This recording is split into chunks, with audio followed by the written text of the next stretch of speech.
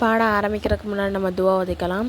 ரப்பி ஷ்ரஹ் லி சத்ரி வயஸ்ஸிர் லி அம்ரி வஹ்லுல் உக்தத்தம் மின் லிசானி யஃப்கஹு கௌலி ரப்பி ஸித்னி இல்மா ரப்பி ஸித்னி இல்மா ரப்பி ஸித்னி இல்மா. அஸ்ஸலாமு அலைக்கும் வரஹ்மத்துல்லாஹி வபரகாத்துஹு.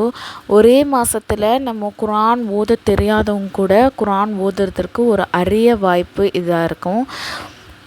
இது வீடியோ காலில் உங்களுக்கு கிளாஸ் நடத்தப்படும்.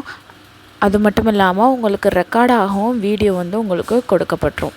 இதில் யார் வேணால் கலந்துக்கலாம், எந்த வயசுலேருந்து வேணால் கலந்துக்கலாம்.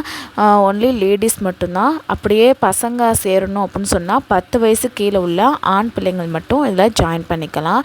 ஒரே மாதம்தான், ஒரே மாதத்தில் இன்ஷா அல்லாஹ் நம்ம குர்ஆன் ஓத கற்றுக்கலாம். எந்த மாதிரி ஓதணும்னு சொல்லிட்டு ஓதுறதை கற்றுக்கலாம். இதோடைய ஃபீஸ் என்ன அப்படின்னு சொன்னால் ஒன்லி 200 ஒன்லி தான். இன்ஷா அல்லாஹ் இந்த ஒரு அரிய வாய்ப்பை நீங்கள் பயன்படுத்திக்கோங்க. பாடம் 18 கழிவறையின் சுன்னத்துகள், அதாவது ஒழுக்கங்கள். ஓகேங்களா? நம்ம பாத்ரூம் போகும்போது என்னென்ன ஒழுக்கங்கள்லாம் ஃபாலோ பண்ணணும் அப்படின்னு சொன்னால், தலையை மூடி போகணும். இது எல்லாமே என்னென்னா ஃபர்லோ கட்டாய கடமை கிடையாது, ஒரு ஒழுக்கங்கள். ஓகேங்களா? தலையை மூடணும், காலனே போட்டுட்டு போகணும். அதாவது செப்பல் போட்டுட்டு நம்ம பாத்ரூம்குள்ளே போகணும். ஃபஸ்ட்டு நுழையும் போது என்ன பண்ணணும், இடது காலை உள்ளே வச்சு உள்ளாக்க நுழையணும். அதே மாதிரி துவா உள்ளாக்க போய் ஓதக்கூடாது, வெளியே நின்று ஓதிட்டு அதுக்கப்புறம் தான் நம்ம என்ன பண்ணணும், உள்ளே நுழையணும். அதே மாதிரி நின்றுட்டு சிறுநீர் கழிக்காமல் உட்கார்ந்து, அதாவது அமர்ந்து சிறுநீர் கழிக்கணும். அமர்ந்த நிலையில் இடது காலின் பக்கம் சாய்ந்து உட்கார்தல்.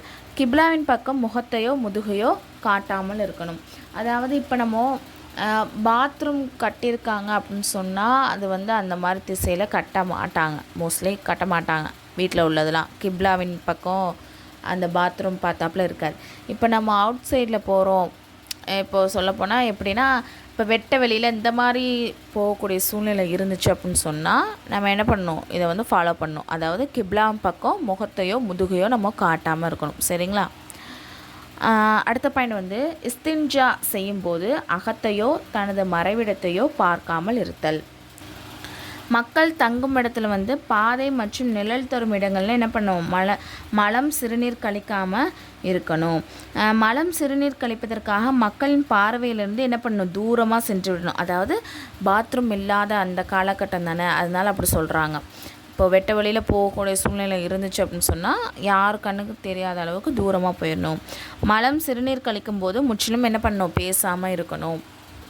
அதே மாதிரி பொந்து மற்றும் ஓட்டைக்குள் சிறுநீர் கழிக்காமல் இருத்தல். அதான் இப்போது வெளிப்படையான இடத்துல நம்ம போகிறோம் சொன்னால் ஏதாவது குழி மாதிரி ஏதாவது தோண்டியிருக்காங்க, இல்லை ஓட்டைகள் ஏதாச்சும் இருந்துச்சுன்னா அதில் போய் என்ன பண்ணக்கூடாது, சிறுநீர் கழிக்காமல் இருக்கணும்.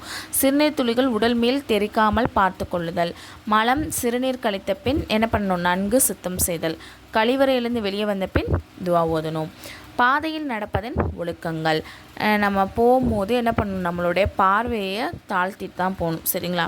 பாதையில் ஓரத்தில் தான், அதே மாதிரி நடுவால் ரோட்டுக்கு நடுவால் நடந்து போகாமல் ஓரத்தில் தான் நடந்து போகணும்.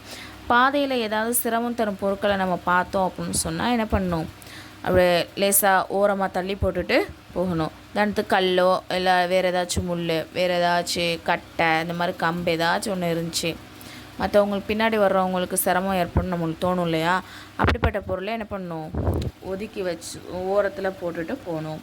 வழி தவறியதுக்கு என்ன பண்ணணும், வழி காட்டணும். இப்போ புதுசாக அந்த ஏரியாவுக்கு வர்றாங்க இல்லை ஊருக்கு வராங்கன்னா அட்ரஸ் கேட்குறாங்க அப்படின்னு சொன்னால் நம்ம என்ன பண்ணணும், நம்மளுக்கு தெரிஞ்சால் அவங்களுக்கு சரியான வழியை காட்டணும்.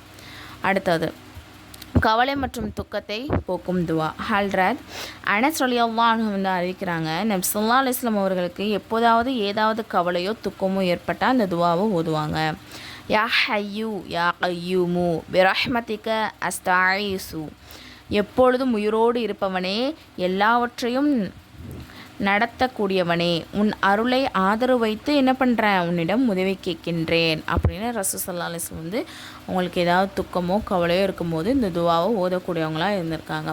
இன்ஷா அல்லாஹ் இதுவரை நம்ம தெரிஞ்ச எல்லா விஷயத்தையும் நம்மளுடைய வாழ்க்கையில் நம்மளும் பின்பற்றக்கூடியவங்களாக அல்லாஹ் ஆக்கி அருளும். இது ஃப்ரீ முஅல்லமா கோர்ஸ். இதில் 1 இயர் கோர்ஸ். இதில் ஜாயின் பண்ண விருப்பம் உள்ளவங்க கீழே நான் டிஸ்கிரிப்ஷனில் டெலகிராம் லிங்க் கொடுத்துருக்கேன், அதில் ஜாயின் பண்ணிக்கோங்க. அதில் இன்னும் சில டீட்டெயில்ஸ்லாம் கொடுத்துருக்கேன்.